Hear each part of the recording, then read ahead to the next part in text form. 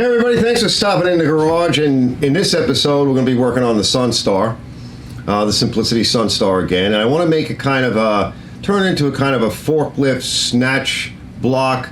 I don't know what you would call it, snatch hook pushing bar, kind of like a forklift. We're going to take the lifting system, the stock lifting system that I got with the tractor, and without making too many changes to it, so I can still use the plow and the other implements that are designed for it, without having to remake the entire lifting system.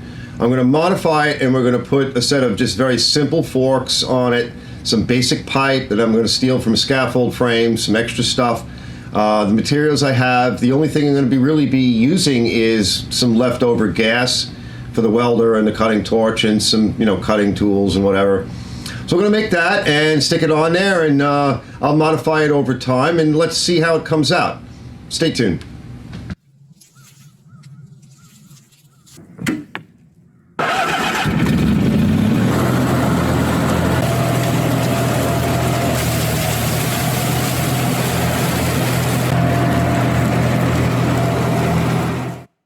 Okay, so to separate these two pieces, right, we're going to need to take off this cotter pin, possibly this one, but maybe not. This one seems like it's on there pretty good. Maybe we want to take this cotter pin off. Try that first, and then we can get to this cotter pin and the one underneath. We can figure out how to deal with that. These things should be loosened up anyway and greased later on after it's painted. So let me work on that, and then I can separate from the plow portion. This is a nice plow. It's heavy duty. It's well reinforced.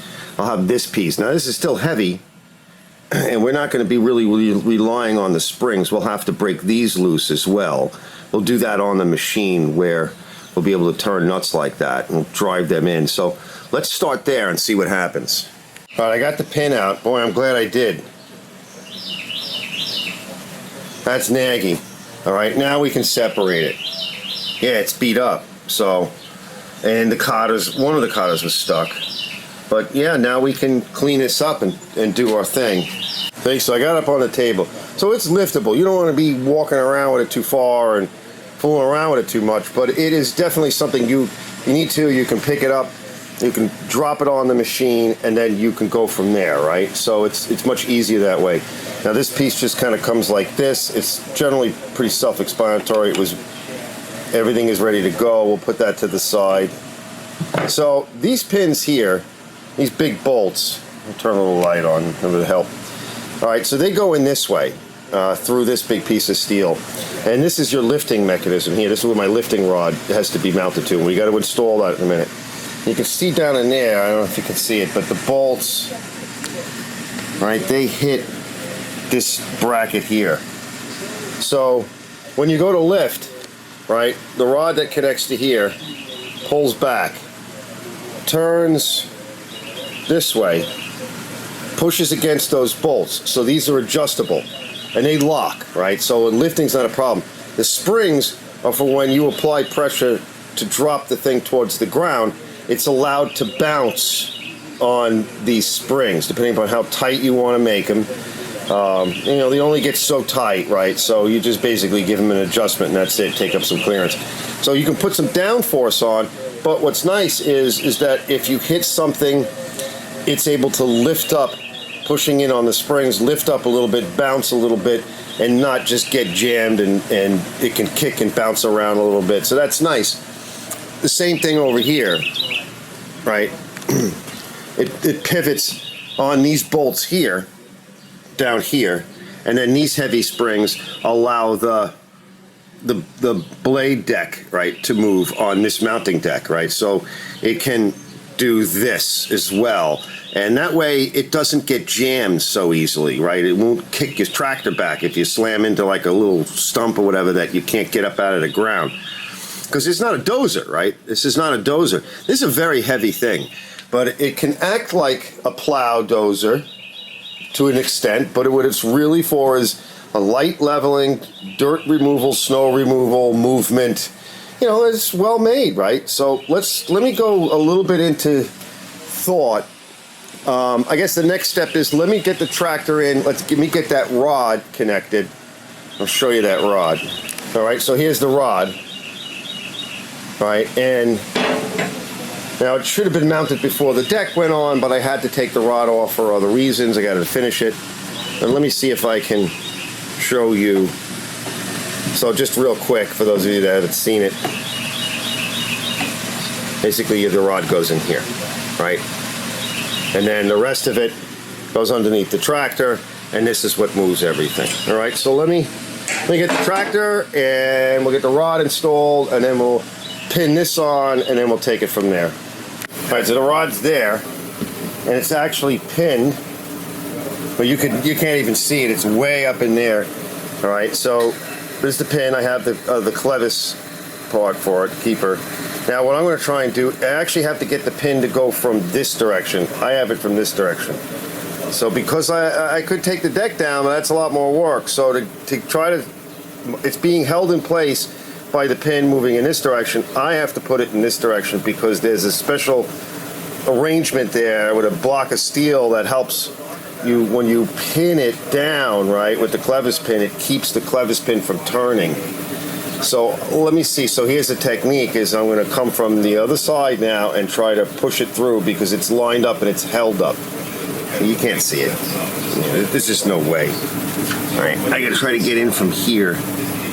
All right, guys. So I'm going through some steel and coming up with some ideas. So today is just ideas, scavenging, and what have you. Okay, so I have a whole bunch of scaffold frames, and I picked this one. It's a little bit of an oddball, and it's pretty clean. It has usually there are pipes in between here. This is like a half pipe, 3/4. It's just bent that way. So I'm going to take, 4 feet from here back to wherever it is. We'll liberate all of this. We may use it in the future, but we're going to liberate it. So I'm going to cut, then measure out 4 and cut.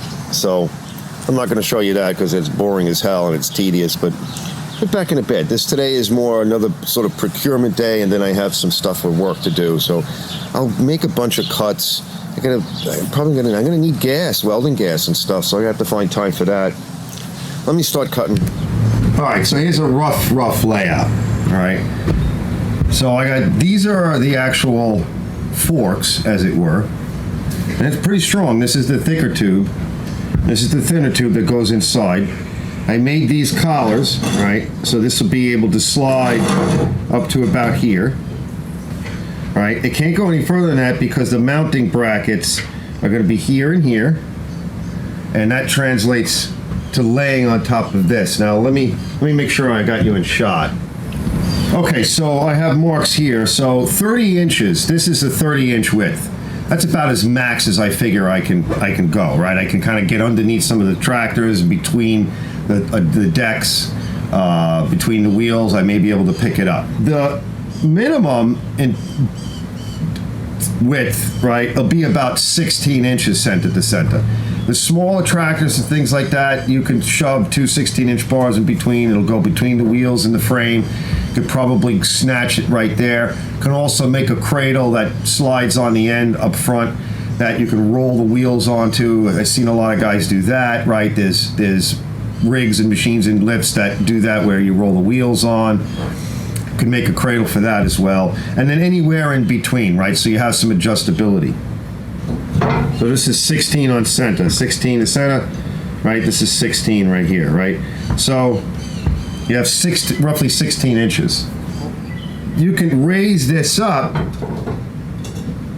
as well, right? So if I want to make something later on that does this, to do a cherry pick scenario, right? Both of these will raise up, and then I could make an additional fixture that drops over the top of that. I want it to lay on this. So we have about 1.5 feet or so up to here. Right, I'm not going to get too busy with the dimensions, but once it lays on this, okay, all the weight's going to be, most of the weight's going to be transferred to the front, and there'll be some weight on the back, obviously.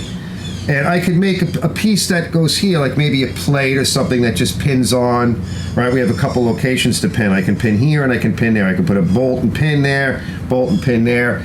lay a flat piece on that. It all comes apart real easy. I could just use pins too if I want. I don't have to use bolts, but we'll use whatever we have, and we'll fancy up the hardware later.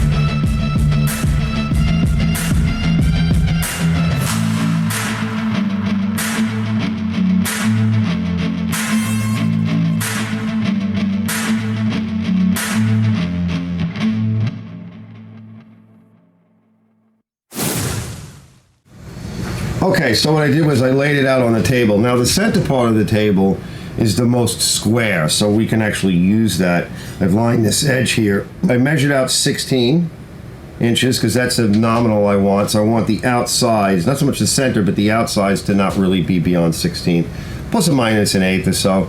So there's marks on that piece of wood in the front.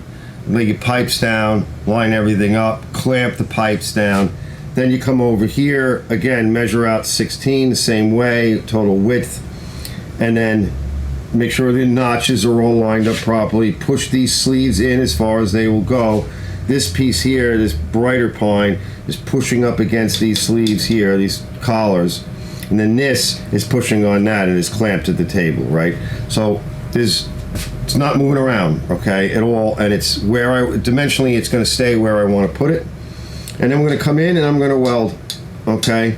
And we're going to try to get as much tacking as I can on here because I want it strong. So I'm going to get as much weld in as I can. We'll finish up weld another time, but I may finish these welds up. I don't have much gas left, so, and it's Saturday, and if I have enough gas left, we got to cut these to size, and we got to position them in the right spot. And we'll do something similar to what we're doing now. We'll lock everything in, and we got to weld those. I probably should go get gas today, but I'd rather burn up the gas I have. It's expensive, and I may need gas on the cutting torch too. So let me see how far I want to take it and how far we can take it.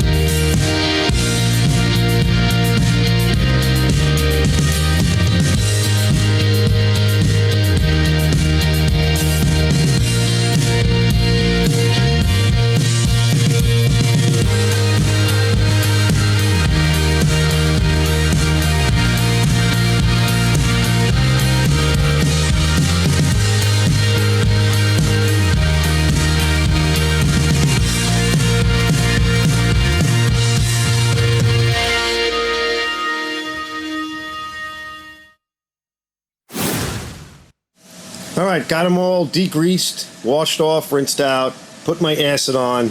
That's the DTM metal prep. And I'm going to brush and spray some Rust-Oleum Rusty Metal Primer. And so, you know, they're a little wet. It's rainy, like drizzly today. It's nasty, so I don't really want to be too ambitious. It's a Sunday. I'm already exhausted. So I'll blow it off. I blew it off with the air, you know, compressed air. I put a little heat gun on it. And I could have used a torch, but I already put the cardboard down. Ooh, fresh can. I love the smell. I love this. I think they have fish oil in it. I think that was one of its secret ingredients. Get it!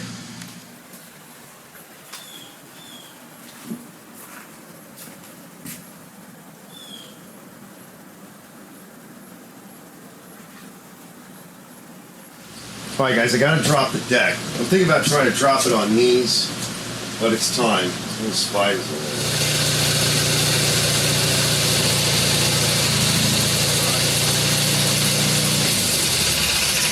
there. Okay, so this is the part that attaches to the lifting part of the mechanism, right, of the hydraulic mechanism. And so this block of steel gets welded on there because it's supposed to, as you can see, it's supposed to kind of trap the clevis pin from moving back and forth and keeps everything where it needs to be. So that's why it's so difficult.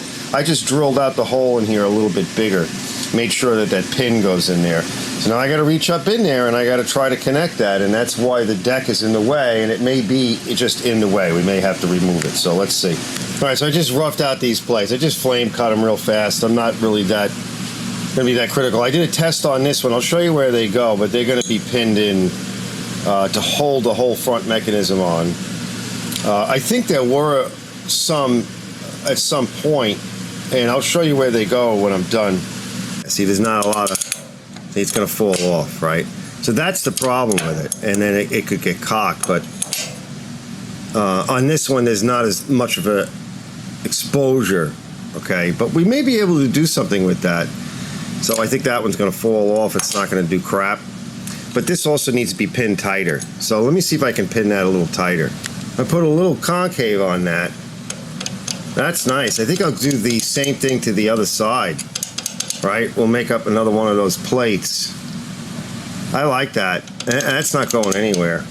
All right? That might actually help. I'm going to try to do the other side.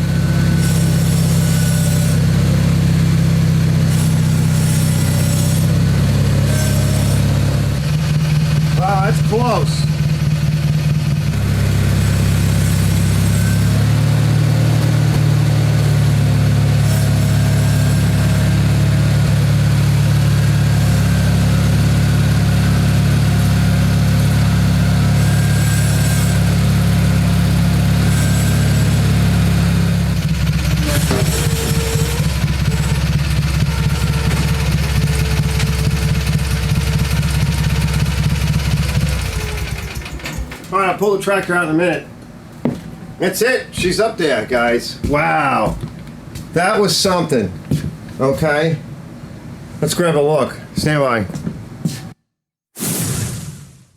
That's to hold it from moving. That table don't move. That table, yeah, good luck.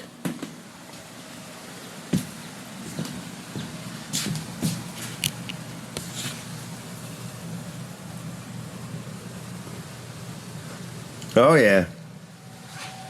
All right. Now, the only thing that, it's a bit more of a problem is that the deck is on, and you're lifting the deck, too. So, yeah, she's nice and clean. We did the cleaning video. So now I can take it apart, right? That's what we're going to do here. And I'm going to have fun doing it. All right, guys, that was a success, right? It could still use a little bit more modifications. Maybe we can make some snatch hooks and things with clips and pins and to make it a little bit easier, because the exhaust, it's stinky. I mean, I need to tune the engine, but it's still there, and you have to kind of put your head in front, and I don't want to be breathing that in. But it's up here. It'll shove. This is a pretty heavy machine, so it'll shove things around. It'll grab them. It'll snatch them. I'm pretty happy, and so that's it for this one. Stay tuned for the next one. I'm not sure what that's going to be, but we have other things planned for the tractor. And for now, I'm really happy. The ignition switch broke. It's not right. It just died, and so I'm really having problems starting it. The little reed switches on the I don't know. Some people call it a cruise control, but it's a transmission control. One of them seems to be broken. They were giving me problems. I'm going to see if I can order that. I'm going to try to do that tonight. And I did get some parts in for the front end. At least I probably need bearings. Yeah, the shop's going crazy right now, and noises and everything. Anyway, so we have more work to do, and I will see you guys on the next one. I'm really happy. Trying to move this stuff around by myself is it's unbearable, and I can't do it anymore. Because then, if I hurt my back, then I'm down for weeks, and, God knows if it's permanent or not, right? And I don't really have people around. I would need somebody as strong as me. As stronger would be better, right? And but Lord, the good Lord has blessed me with this really cool tractor and a lot of females around that do help in their way. But you need somebody that's at least maybe even stronger than you, especially when you have a bad back. Because if you're working with somebody that isn't quite as strong, and many of you might know that, when they drop that ball in that moment and they can't keep up, with the effort, it all falls on the other person, and that's how people get hurt. So anyway, I'll see you guys in a bit. I'm really, really happy, and I'm going to go cut my lawn. I just got to take those bars off, which is going to be real easy, and I'm going to cut my lawn. So the tractor's not done for the day. I'll see you guys later. Arch's Garage. I just wanted to show in the up configuration, it folds up out of the way so I can cut my lawn. And the only thing is that sticks out. But eventually I'll make something to replace that. See? And I just tie these off together. And this is so that, I can move everything up or down, and I have some play. I wouldn't want to rely just on a rubber bungee, because those things snap. So that's like a safety. And this way, as the deck goes up or down, right, this can move to some degree and still stay up out of the way. And also don't forget that, at some point, if you leave it sit long enough, the cylinders do lose pressure over time. It takes a while, but it does happen. Still running that belt. It's going to break soon, but hopefully it gets the rest of the season.